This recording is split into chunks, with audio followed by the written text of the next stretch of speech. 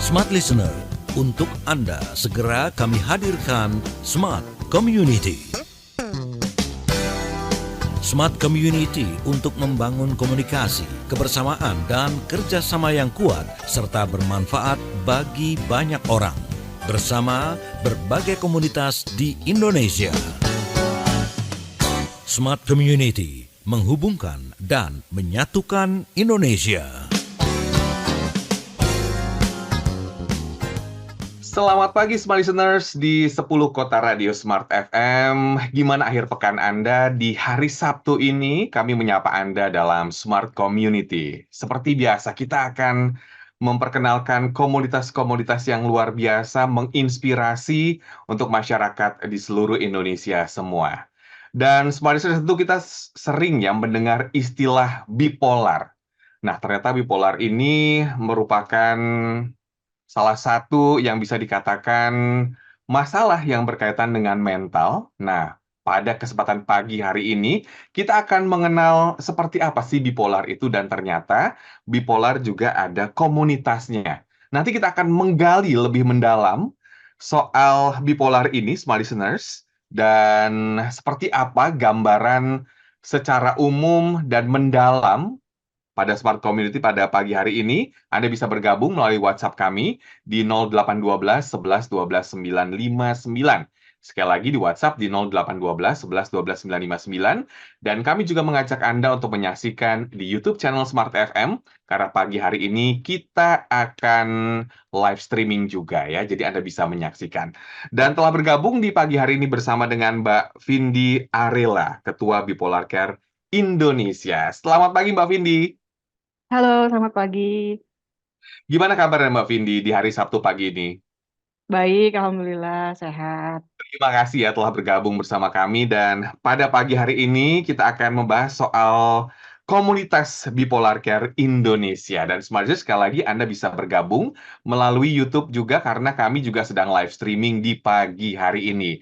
Pasti yang seperti saya sempat sounding di awal ya, Anda mendengar atau mungkin mengetahui istilah bipolar. Nah, pada pagi hari ini kita akan mengetahui lebih mendalam lagi Smart Listeners. Tapi kita kenalan dulu dengan komunitas Bipolar Care Indonesia. Mbak Vindi, bisa dijelaskan nggak tentang komunitas Bipolar Care Indonesia ini? Silakan. Iya, jadi perkenalkan, saya Vindi dari Bipolar Care Indonesia. Jadi Bipolar Care Indonesia ini adalah sebuah yayasan yang bergerak di bidang kesehatan mental. Kami berdiri sejak tahun 2013, membantu dan menjadi wadah bagi teman-teman yang mengalami gangguan bipolar dan juga caregivernya. Caregiver yang dimaksud adalah misalnya kayak pendamping dari pasien bipolar gitu, entah orang tuanya atau pasangan seperti itu. Nah, di yayasan kami ini, kami memberikan edukasi, memberikan dukungan juga, dan kegiatan-kegiatan yang sekiranya bisa membantu pemulihan teman-teman yang bipolar, kurang lebih seperti itu. Baik, nah kalau begitu kegiatannya apa aja Mbak Vindi selain memberikan edukasi atau mungkin pendampingan, boleh dijelaskan kepada Smart Listener semua. Ya, jadi kegiatannya kami punya 3 pilarnya. Pertama edukasi, kalau sekarang mungkin kebanyakan dari online ya saat ini, sementara ini. Sejak pandemi jadi beralih ke online, misalnya webinar. Atau kami bisa bekerja sama dengan kampus atau mungkin dari rumah sakit untuk mengadakan edukasi-edukasi. Lalu yang kedua ada support. Support ini kami ada di grup WhatsApp dan juga ada di grup Facebook. Jadi mereka bisa berdiskusi, sharing di sana tentang masalah sehari-hari atau ada keluhan-keluhan tertentu, bisa di-sharing di sana dan saling membagi motivasi, inspirasi seperti itu.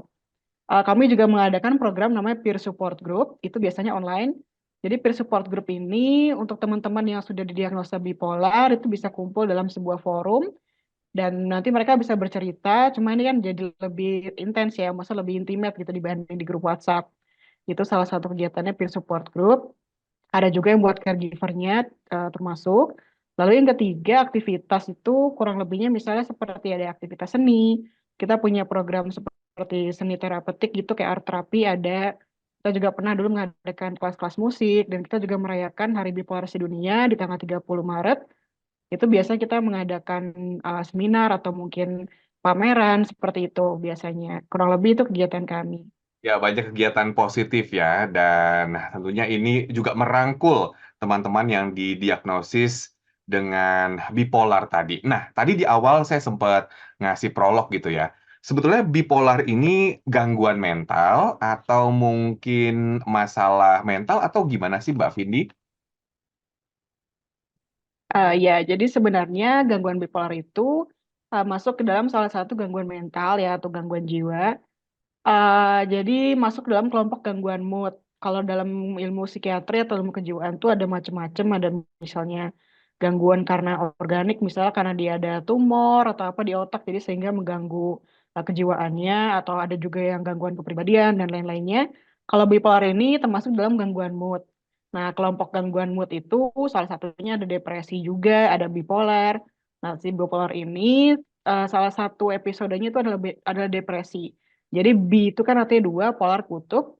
Jadi bipolar ini adalah sebenarnya si penyintas bipolar ini mengalami dua kutub yang uh, bertolak belakang gitu. Yang pertama ada depresi atau keadaan di mana moodnya turun. Lalu yang kedua ada manik atau mania itu di mana keadaan moodnya meningkat. Nah, kedua episode ini biasanya ada polanya. Misalnya dalam kurun waktu tertentu itu terjadi berlangsung terus-menerus gitu. Hmm. Misalnya sebagai contoh, misalnya manik itu minimal 4 sampai 7 hari gitu. Itu minimalnya, tapi bisa berlangsung sampai berbulan-bulan juga.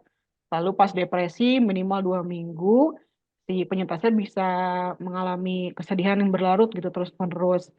Nah, si kedua ini antara manik dan depresi ini datang bergantian, tapi ada juga pola, maksudnya ada semacam polanya gitu. Misalnya di satu orang di awal-awal dia mengalami bipolar, misalnya maniknya 4 bulan, lalu depresi sebulan. Tapi di pasien yang lain mungkin ada yang kebalikannya gitu. Jadi setiap individu itu beda-beda.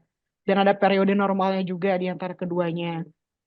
Oke, Gitu sih nanti kita mungkin. Jadi gali lagi ya tentang masalah bipolar ini atau gangguan bipolar, Smart Listener. Silakan untuk Anda yang ingin bergabung, boleh ke WhatsApp ya di 0812 11 12 959 dan kami juga mengajak Anda di Sabtu pagi ini untuk menyaksikan juga di YouTube karena kita juga sedang streaming dan Anda jangan kemana-mana, tetaplah bersama kami dalam Smart Community. Smart Listener, tetaplah bersama kami. Smart Community, segera kembali untuk Anda.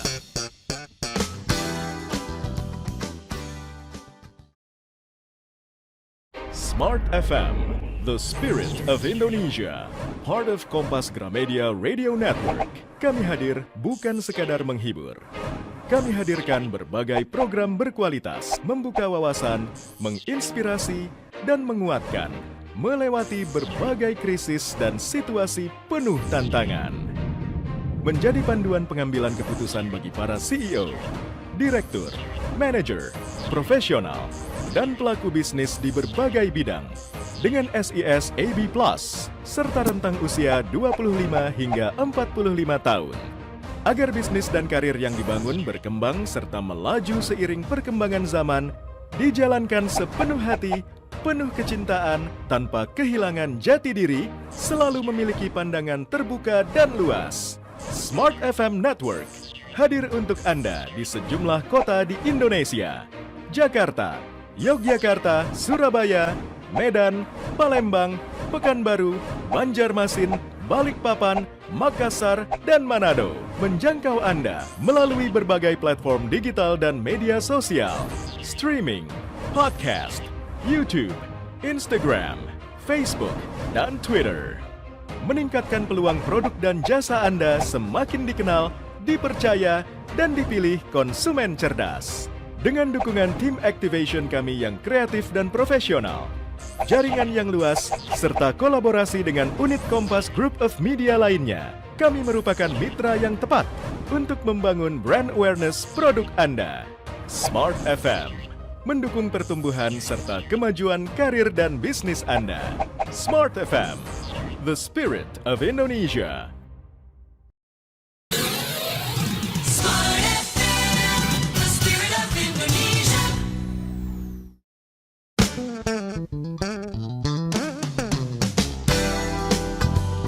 Smart Listener, kembali Anda ikuti Smart Community, menghubungkan dan menyatukan Indonesia.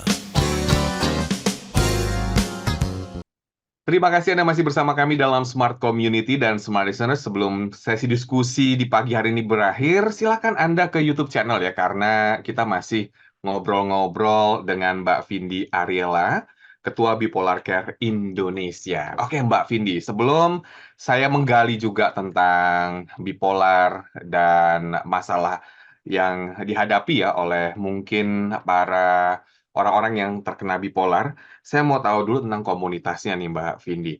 Ini berdirinya sejak kapan dan kenapa komunitas ini dibentuk Mbak Vindi? Iya, jadi kalau berdirinya tuh kita waktu itu di tahun 2013.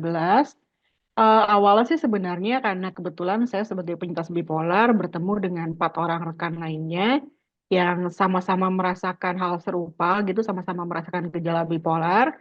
Dan kebetulan waktu itu ketemu di sebuah komunitas kesehatan mental juga, dan karena kami sama-sama merasakan hal yang serupa gitu, akhirnya kami sepakat untuk membentuk Bipolar Care Indonesia. Nah, itu sebenarnya sih niat awalnya biar kita nggak berjuang sendirian gitu. Karena kan kalau kita masing-masing berjuang, kayaknya belum tahu informasi, terus kita nggak punya motivasi, nggak punya semangat untuk menghadapi gangguan mood. Akhirnya kita membentuk wadah ini buat saling bertukar cerita, bertukar pikiran dan inspirasi gitu. Hmm. Nah, tujuan dibentuk ini apa? Ingin merangkul teman-teman yang memiliki gangguan bipolar agar lebih mungkin semangat menghadapi masa depan atau gimana sih, Mbak? Ya, jadi tujuannya termasuk salah satunya untuk merangkul tadi. Dan selain merangkul, kita memberikan dukungan juga. Dukungan ini kan pertama supaya tidak merasa sendirian. Kedua, supaya mereka juga tahu bagaimana penanganan yang tepat. Atau mungkin informasi, misalnya di mana nih rumah sakit yang bisa ada polipsikiatrinya, seperti itu. Atau mungkin bertukar pikiran juga, misalnya kayak kalau lagi depresi biasanya ngapain ya enaknya biar tidak terlalu larut seperti itu. Jadi memang banyak hal yang didiskusikan di komunitas ini gitu sih, Kak. Tadi sempat disebut juga nih sama Mbak Vindi supaya tidak merasa sendirian. Nah, berarti ada masa-masa gitu ya ketika seorang penderita atau juga yang mengalami gangguan bipolar ini merasa sendiri atau depresi. Dan dari teman-teman anggota komunitas, apa yang mungkin mereka ceritakan pada masa-masa seperti itu, Mbak? Supaya Smart Listeners itu dapat gambaran gitu ya, bahwa gangguan bipolar ini bukan hal yang ringan, tapi bisa dihadapi sebetulnya. Gimana Mbak Vindi? Iya. Jadi seperti yang sudah dibahas sebelumnya, bipolar tadi ada 2 episode ya, ada yang manik dan depresi. Kalau manik itu kan moodnya meningkat, jadi yang dirasakan tuh lebih ke euforia, bahagia. Itu semua meningkat tuh energi levelnya. Energi levelnya dalam arti dia tidak butuh tidur, atau Oh, istirahatnya, maksudnya kayak energik terus gitu, banyak energi. Lalu dari isi pikirannya juga kayaknya punya banyak ide, inspirasi, dan dia juga kayak pengen ngerjain banyak project, pengen bisnis, apa ngerjain hal-hal tertentu. Lalu juga perilakunya lebih aktif. Kadang kalau misalnya sudah moodnya terlalu tinggi itu, kalau diajak ngomong jadi nggak nyambung, saking dia bisa terdistraksi dengan cepat, atau mungkin kayak idenya loncat-loncat gitu, lagi ngomongin A, terus tiba-tiba topiknya jadi C ke D gitu. Nah, itu kan ada perilaku resiko yang berbahaya juga. Misalnya kalau misalnya sedang manik itu, lebih cenderung impulsif. Impulsif ini dalam arti kayak melakukan tindakan tanpa berpikir panjang. Misalnya kayak dia terlalu optimis sehingga investasi bisnis yang berlebihan, atau mungkin kayak bawa mobil ngebut-ngebutan di jalan gitu. Itu bisa termasuk salah satu yang terjadi pada teman-teman yang lagi manik gitu. Itu termasuk cerita-ceritanya. Jadi kan banyak hal apa ya, mungkin yang kesana jadi memalukan di sana. Itu mereka saat mengalami manik itu mereka ceritakan di grup. Nah, dari sana ternyata, oh aku juga ngalamin nih hal serupa. Tuh biasanya kamu gimana nih? Misalnya kalau lagi sedang boros, jadi belanja terus, apa strateginya seperti itu. Itu saat manik. itu lagi saat manik ya, artinya Iya. alami satu euforia ya. Mm-mm. Oke, berarti kalau misalnya punya pasangan gitu yang lagi manik, minta belanjain langsung royal ya Mbak ya. Iya, salah satu gejalanya bisa ya tadi berpikir, apa nggak berpikir gitu pas ngeluarin Oke. uang gitu. Termasuk boros juga. Boros.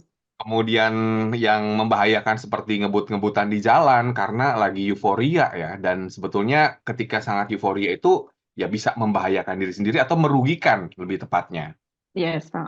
Dan ini banyak pengalaman yang dirasakan oleh teman-teman komunitas. Dan tadi contohnya juga sudah dijelaskan. Nah, kita beralih ke tadi nih soal ada satu lagi ya sisi di mana seorang dengan gangguan bipolar itu mengalami depression. Nah, ini atau Hmm. masa-masa gelap gitu ya. Ini gambarannya seperti apa sih Mbak Vindi? Iya, jadi kalau tadi manik itu euforia, kalau depresi ini kebalikannya. Jadi depresi ini lebih ke sedihnya gitu. Sedih ini bukan sekedar sedih karena misalnya lagi kehilangan sesuatu atau mungkin habis di PHK apa gitu, bukan. Tapi ini benar-benar kesedihan yang sampai berlarut-larut, misalnya sampai itu berlangsung sepanjang hari sedihnya, dan minimal terjadi dalam waktu kurun waktu 2 minggu. Selain merasa sedih, itu yang tadi energinya kalau pas manik meningkat, ini sekarang jadi low gitu. Jadi kayak nggak mau ngapa-ngapain, kayaknya juga dikasih, misalnya temen-temennya mau menghibur gitu, ngajakin kita ke mall yuk. Ah nggak mau deh, energinya nggak ada, capek, atau mungkin dia jadi menarik diri dari lingkungan, seperti itu. Terus pikirannya juga kebanyakan ke arah yang negatif, misalnya kayak aku udah nggak berguna lagi, aku kayak cuma nyusahin aja, aku jadi beban, seperti itu. Selain itu juga kalau misalnya dalam level yang sudah berat, bisa ada pikiran-pikiran untuk mengakhiri hidup. Kayak bisa lebih baik aku nggak ada aja. Kayaknya aku mulai berpikir untuk melakukan hal yang berbahaya gitu, yang bisa berpotensi menyakiti diri sendiri seperti itu. Selain itu juga kayak pola pikir dia juga akhirnya nggak bisa fokus dan misalnya jadi nangis terus atau mungkin bahkan jadi sulit menangis saking udah ngerasa kosong gitu mungkin ya. Nah itu yang terjadi pada saat depresi. Nah saat-saat seperti itu kan sebenarnya mereka perlu support gitu ya. Nah support ini yang penting dilakukan oleh pendampingnya, misalnya orang tuanya atau mungkin pasangan seperti itu. Dan memang tidak mudah mengalami depresi, tapi tadi kedua episode ini, yang pada bipolar, episode manik dan depresi ini, sebenarnya bisa dikelola kok dengan terapi yang tepat gitu. Oke, dikelola dengan terapi yang tepat. Nah, tadi dibilang juga soal support. Berarti di Ya. komunitas itu juga seperti ya kita menjadikan teman sesama ya, yang mungkin mengalami hal-hal yang mirip gitu ya, sehingga ada dukungan gitu. Nah, bentuk dukungan itu biasanya seperti apa sih Mbak kalau di komunitas? Apa tadi ada pendampingan atau mungkin kita menyarankan kepada orang tua yang ada di lingkungan keluarga atau mungkin sahabat atau pacar dari orang yang terkena gangguan bipolar ini. Nah, ini seperti apa Mbak Vindi dari komunitas sendiri?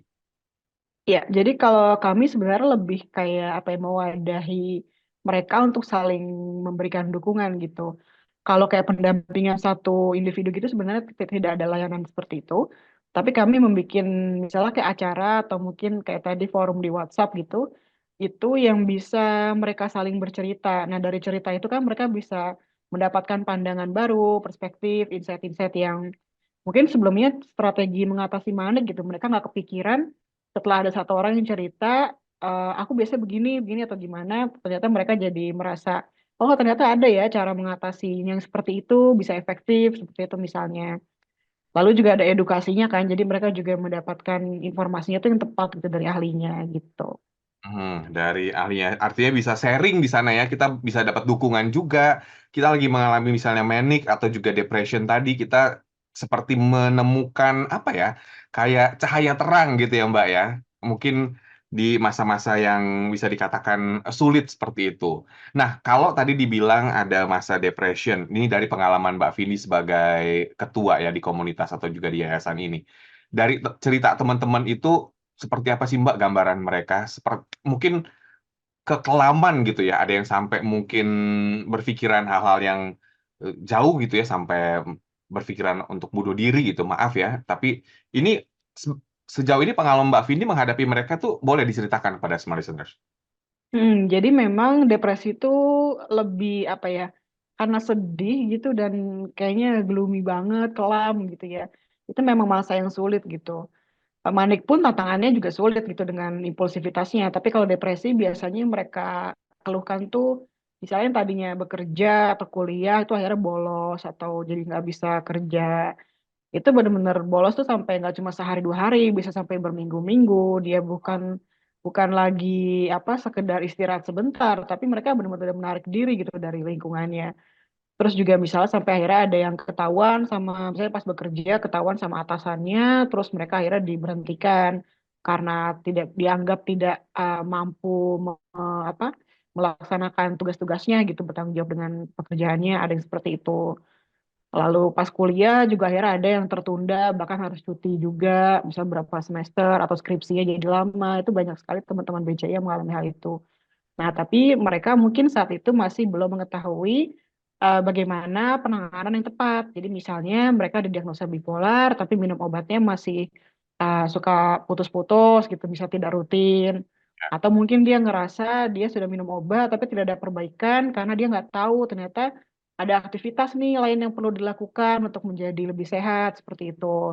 Nah, dengan adanya komunitas kami ini, akhirnya mereka saling bertukar cerita dan akhirnya bisa mendapatkan apa ya terapi yang lebih lengkap lah gitu. Hmm.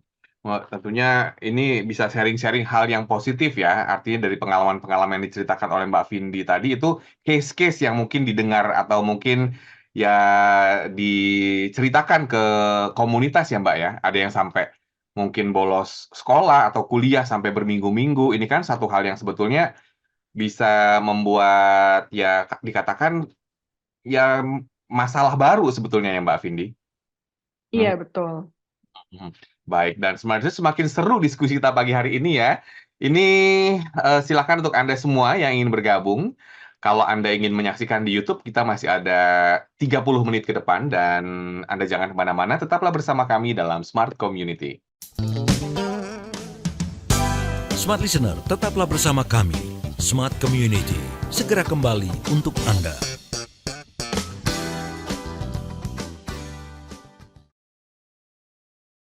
Smart FM, the spirit of Indonesia, part of Kompas Gramedia Radio Network.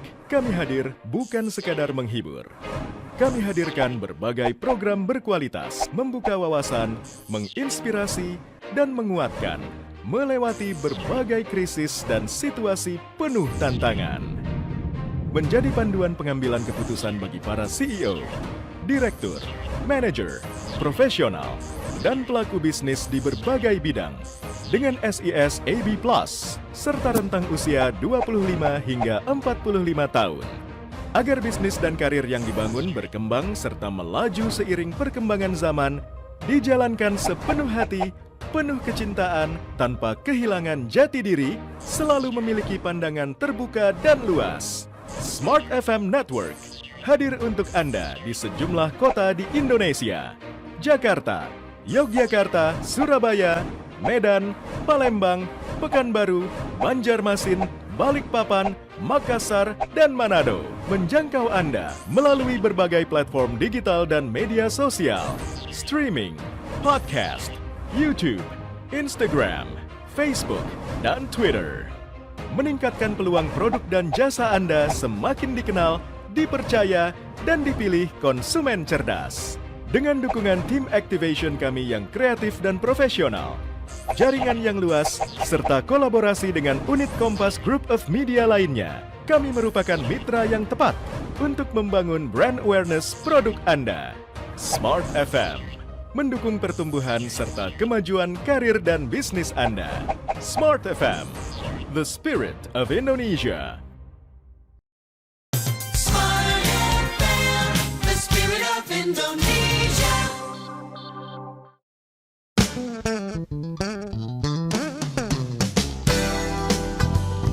Smart Listener, kembali Anda ikuti Smart Community, menghubungkan dan menyatukan Indonesia.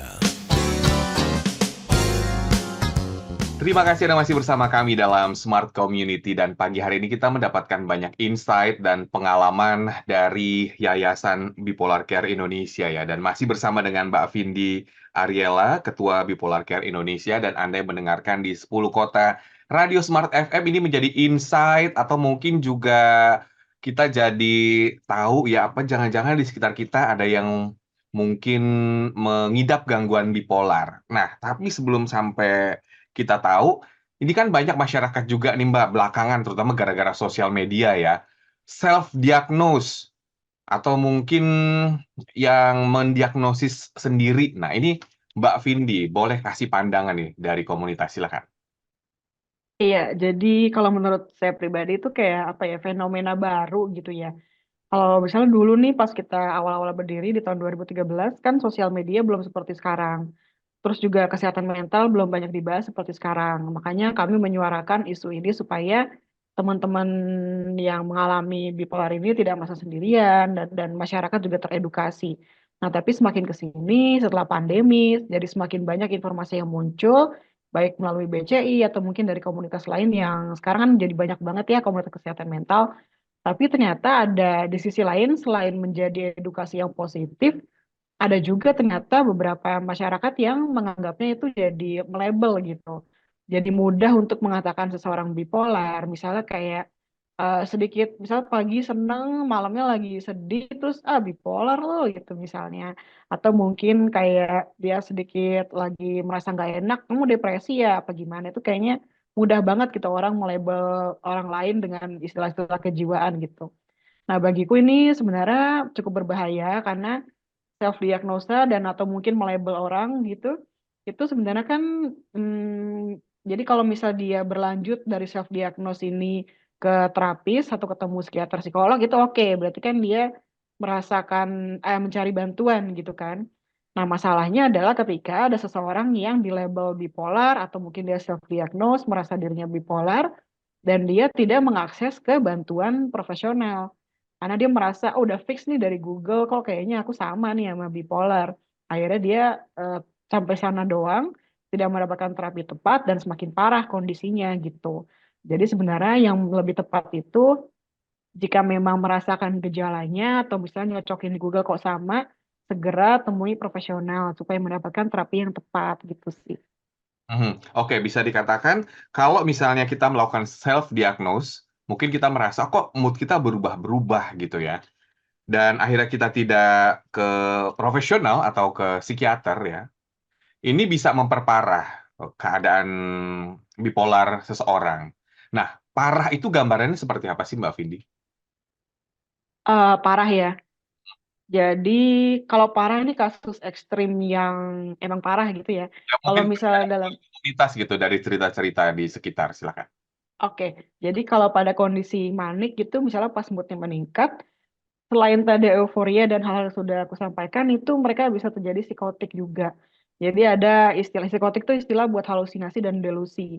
Halusinasi pada saat manik, misalnya dia merasa mendengar bahwa ada bisikan mengatakan dia orang paling hebat sedunia gitu, misalnya saking dia ngerasa euforianya. Nah, dan delusinya atau ada istilahnya namanya waham, jadi itu adalah sebagai apa ya sebuah keyakinan yang salah tapi dia yakini betul dan tidak sesuai dengan realita. Jadi mereka sudah lost kontak gitu dengan realitanya. Misalnya tadi mendengar bisikan saya orang paling hebat sedunia gitu. Terus lalu dalam perilakunya karena dia juga mengalami delusi dia merasa orang paling hebat, tiap ada yang ngajak ngomong terus menurut dia itu beda pendapat itu bisa dimaki-maki orangnya karena merasa dia yang paling benar atau mungkin delusinya bahkan ekstrimnya mungkin ada yang ngerasa dia istrinya pejabat tinggi, istri presiden, atau mungkin kayak dia ngerasa tisan dewa apalah, atau mungkin merasa dirinya nabi, seperti itu bisa jadi. Itu versi ekstrimnya pada saat manik ya, pas moodnya meningkat. Kalau pas depresi, biasanya tuh bisa terjadi juga halusinasi dan delusi. Halusinasinya biasanya lebih kayak bentukan komentar atau ejekan. Misalnya kamu tuh orang gak guna, udahlah mati aja, kayak gitu-gitu. Itu mereka bisa mendengar suara mereka merasakan real gitu suaranya padahal sebenarnya tidak ada sumbernya. Lalu delusinya misalnya kayak kamu tuh cuma jadi beban keluarga jadi mendingan coba untuk mengakhiri hidup atau gimana gitu itu yang perlu kita hindari kan sebenarnya jangan sampai ke titik yang parah tadi gitu. Makanya penting terapi yang tepat gitu. Terapi yang tepat. Nah, saya tentunya ingin tanya juga Mbak Vindi sebagai penyintas ya, yang survive ya dalam menghadapi situasi gangguan bipolar. Terapi yang tepat yang Mbak Vindi lakukan deh contohnya. Itu seperti apa Mbak Vindi? Ya, jadi kalau terapi bipolar ini kan sebenarnya gangguan keseimbangan zat kimia di otak ya. Makanya perlu minum obat-obatan. Nah, obat ini memang diminum terus-menerus, fungsinya supaya zat kimia yang tidak seimbang tadi itu bisa diseimbangkan. Itu kunci utamanya yang penting bagi seorang penyintas bipolar. Lalu nanti psikiaternya kan akan memberikan resep obat, itu macam-macam obatnya tergantung kondisinya. Nanti ada penyesuaian dosis atau mungkin nanti kalau udah lebih stabil dosisnya bisa diturunkan. Itu sangat beragam, jadi tidak bisa disamakan setiap individu. Lalu yang kedua ada psikoterapi. Psikoterapi ini mungkin istilah lebih simpelnya kayak terapi bicara gitu ya sama terapisnya, kesannya memang kayak ngobrol-ngobrol, padahal sebenarnya mereka ada terapisnya tuh ada poin-poin tertentu yang ingin dicapai gitu. Ya biasanya bisa ke psikolog atau ke psikiater juga bisa. Yang ketiga itu termasuk salah satunya adalah support. Jadi support dari keluarga, dari teman-teman. Itu penting untuk kita miliki. Kalaupun misalnya di lingkungan terdekat, misalnya di keluarga atau pasangan tidak bisa mensupport, sekarang kan ada komunitasnya nih, ada BCI. Jadi bisa bertukar pikiran atau cerita di sana. Dan yang penting juga itu adalah aktivitas pendukung pemulihan. Jadi misalnya kalau saya pribadi tuh lebih suka ke arah seni. Jadi bisa aku art terapi, aku menggambar, melukis, dan juga belajar selain itu juga belajar kayak meditasi, mindfulness, terus kayak melakukan olahraga seperti itu yang menjaga semuanya lebih seimbang gitu. Nah, keempat faktor tadi tuh emang harus dilakukan bersamaan gitu, nggak bisa minum obat doang tanpa usaha yang lain tuh obat tidak menyelesaikan semua masalah juga kan sebenarnya gitu sih. Saya boleh ya menggali sedikit ya dari pengalaman Mbak Vindi ya. Nah, Mbak Vindi waktu pertama kali yang dirasakan, itu kapan Mbak? Awal mulanya banget gitu. Oh, Tahun kalau aku waktu itu tahun 2010 dan yang kurasakan saat itu depresi memang. Jadi gara-gara apa Mbak Vindi? Bisa apa ada pencetusnya atau gimana sih? oh ada, jadi waktu itu memang ada masalah keluarga yang terjadi di keluargaku. Dan saat itu aku ngerasa kayak aku harus menyelesaikan masalah keluarga ini gitu sebagai anak pertama gitu kan. Tapi ternyata tidak bisa dan malah aku menjadi frustrasi sendiri. Akhirnya jatuhlah ke fase depresi gitu. Itu awal seperti itu.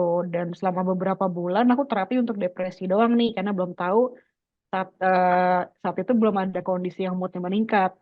Hmm. Nah, setelah selang berapa bulan baru ada kondisi moodnya mulai meningkat, jadi produktif banget, tapi kayak yang ingin dikerjakan tuh nggak selesai gitu. Terus jadi agak irritable juga, jadi sensian, kayak mudah marah gitu. Itu ternyata moodnya meningkat, pas balik ke psikiater baru dibilang ini kayak bipolar gitu.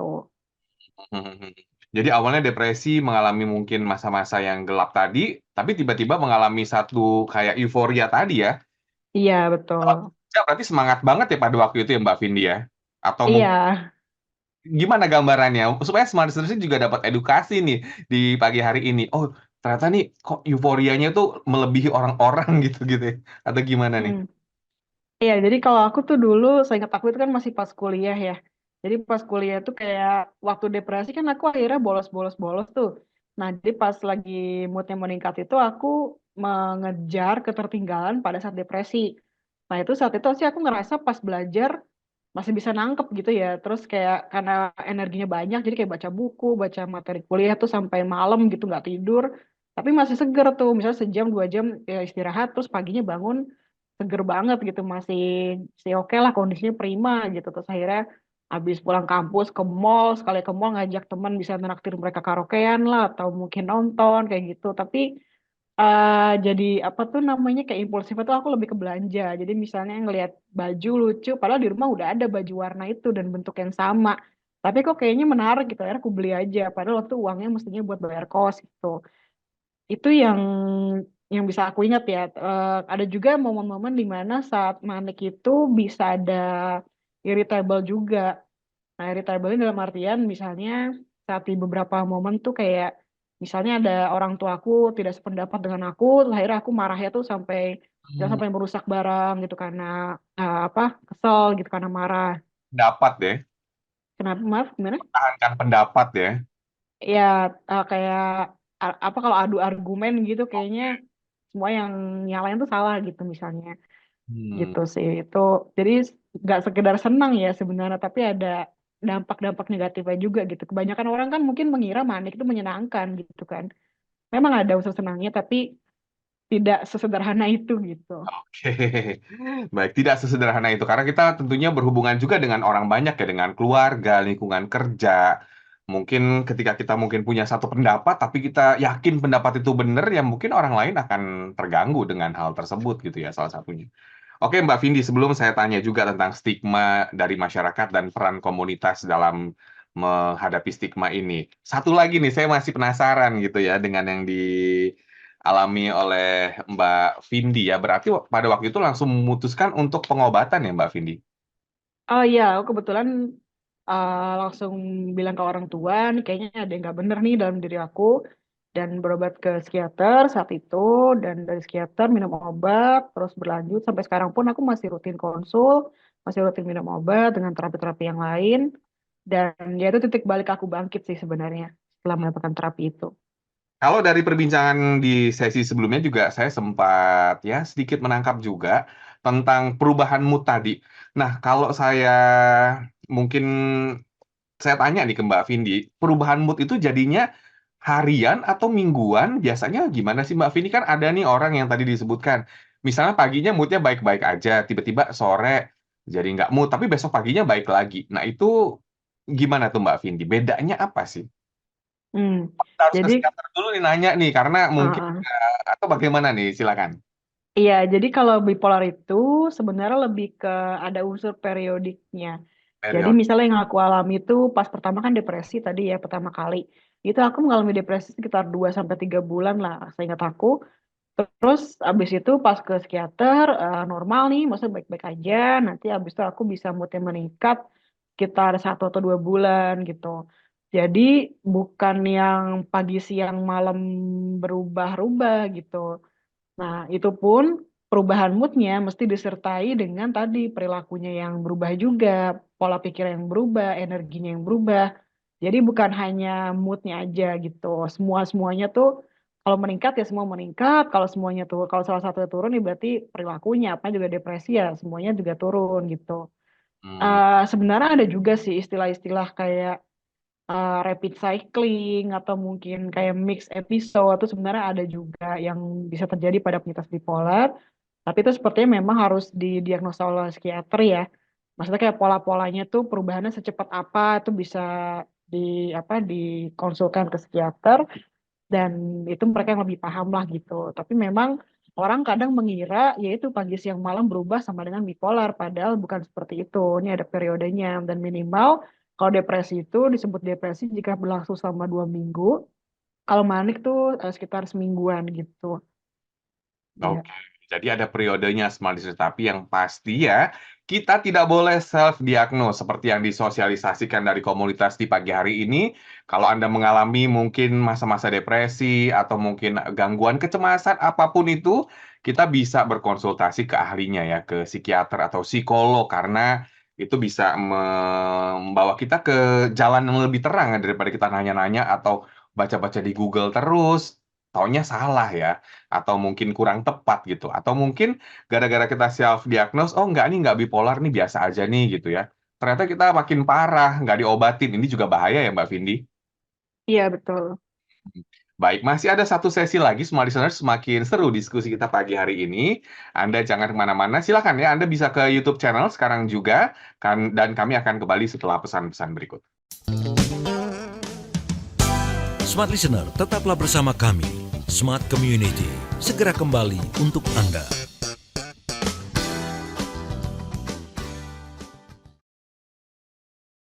Smart FM, the spirit of Indonesia, part of Kompas Gramedia Radio Network. Kami hadir bukan sekadar menghibur. Kami hadirkan berbagai program berkualitas, membuka wawasan, menginspirasi, dan menguatkan, melewati berbagai krisis dan situasi penuh tantangan. Menjadi panduan pengambilan keputusan bagi para CEO, direktur, manajer, profesional, dan pelaku bisnis di berbagai bidang dengan SIS AB+, serta rentang usia 25 hingga 45 tahun. Agar bisnis dan karir yang dibangun berkembang serta melaju seiring perkembangan zaman, dijalankan sepenuh hati, penuh kecintaan, tanpa kehilangan jati diri, selalu memiliki pandangan terbuka dan luas. Smart FM Network hadir untuk Anda di sejumlah kota di Indonesia. Jakarta, Yogyakarta, Surabaya, Medan, Palembang, Pekanbaru, Banjarmasin, Balikpapan, Makassar, dan Manado. Menjangkau Anda melalui berbagai platform digital dan media sosial, streaming, podcast, YouTube, Instagram, Facebook, dan Twitter. Meningkatkan peluang produk dan jasa Anda semakin dikenal, dipercaya, dan dipilih konsumen cerdas. Dengan dukungan tim activation kami yang kreatif dan profesional, jaringan yang luas, serta kolaborasi dengan unit Kompas Group of Media lainnya, kami merupakan mitra yang tepat untuk membangun brand awareness produk Anda. Smart FM, mendukung pertumbuhan serta kemajuan karir dan bisnis Anda. Smart FM, the spirit of Indonesia. Smart FM, the spirit of Indonesia.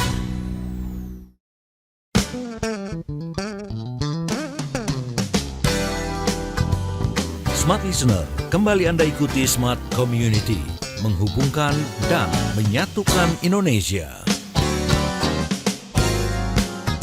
Terima kasih Anda masih bersama kami dalam Smart Community, dan perbincangan yang sangat bermanfaat ini masih ada satu sesi lagi, Smart Listeners, bersama dengan Yayasan Bipolar Care Indonesia. Masih ada Mbak Vindi Ariela, Ketua Bipolar Care Indonesia. Di masyarakat itu ada stigma juga ya, kalau orang punya gangguan mental atau berdampingan dengan gangguan mental gitu ya. Ada stigma-stigma yang kurang baik atau bagaimana ya, mungkin pandangan yang ya kurang lebih ya seperti itulah ya.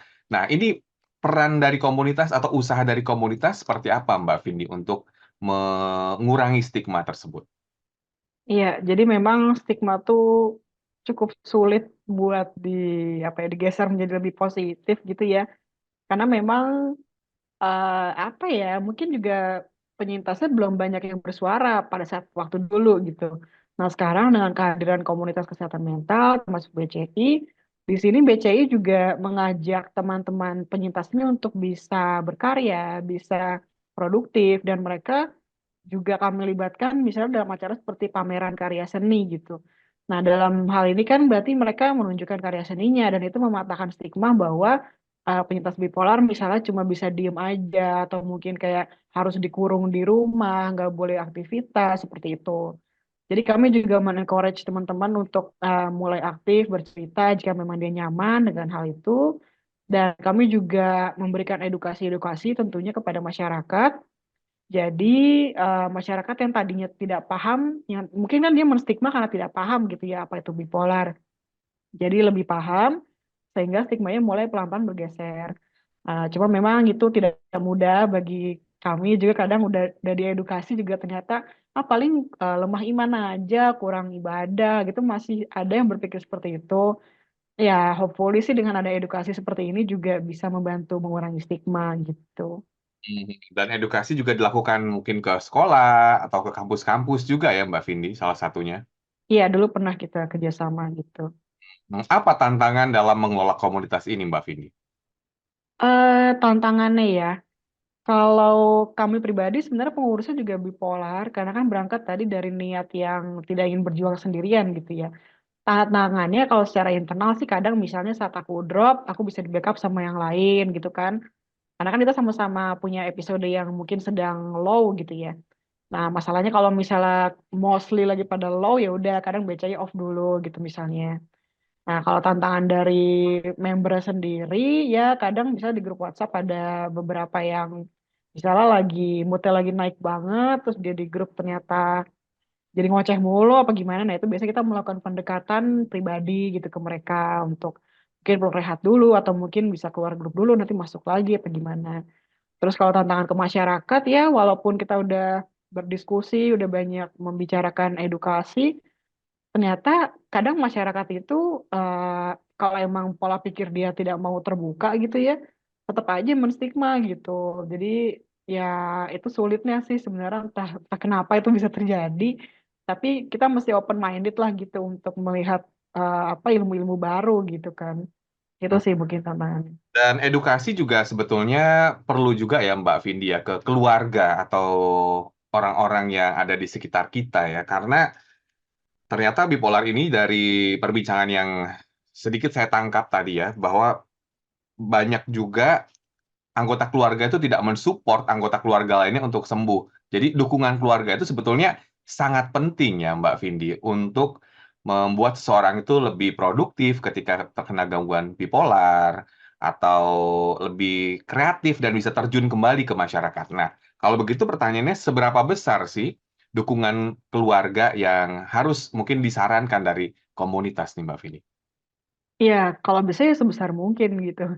Semampunya dia bisa berbuat apa yang bisa mendukung teman-teman bipolar gitu. Cuma perlu diingat kadang caregiver itu kan memang dia juga punya batasan ya. Maksudnya misalnya sebagai orang tua yang anaknya bipolar gitu. Kadang orang tuanya juga mungkin bisa burn out karena anaknya sedang episode apa gimana. Jadi prioritaskan diri sendiri juga menjaga kesehatan mental dari caregiver itu juga penting gitu sama-sama saling menjaga gitu dan bagi si penyintasnya sendiri atau penderitanya juga harus apa ya mungkin belajar untuk mandiri juga nih tidak semua 100% bergantung pada caregiver jadi sama-sama saling melengkapi lah gitu jadi kalau ditanya seberapa besar ya kalau bisa sebesar mungkin tapi mesti ada apa ya upaya lain lah gitu bukan hanya bergantung doang gitu. Oke, nah seberapa penting sih caregiver ini untuk membuat seseorang tuh lebih baik ke depannya atau pulih?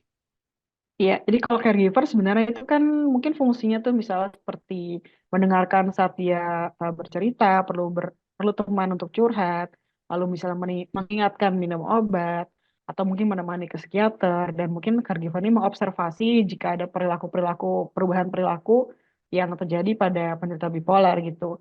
Nah, kalau misalnya pun tidak ada caregiver dari keluarga terdekat, itu kan bisa ada dari komunitas, cuma pasti ada perbedaannya ya antara orang terdekat yang melihat keadaan sehari-hari dengan yang berada di online gitu misalnya.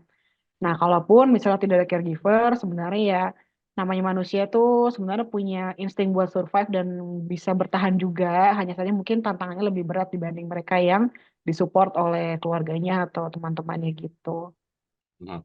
Baik, wah ini nggak kerasa sudah masuk sesi akhir ya di kesempatan pagi hari ini, Smart Listeners. Banyak ilmu ya. Nah kalau gitu Mbak Vindi, saran-saran kepada Smart Listeners semua, dan mungkin juga masukan gitu ya, supaya kita tidak melakukan self-diagnose ya. Artinya di luar sana itu terdapat ahli, psikiater, bahkan saya juga sempat dengar psikiater ini juga sudah di-cover dengan BPJS gitu. Artinya akses kesehatan itu sudah sangat mudah ya didapatkan, akses kesehatan mental. Karena psikiater tuh BPJS juga bisa, Smart Listeners. Silakan Mbak Vindi.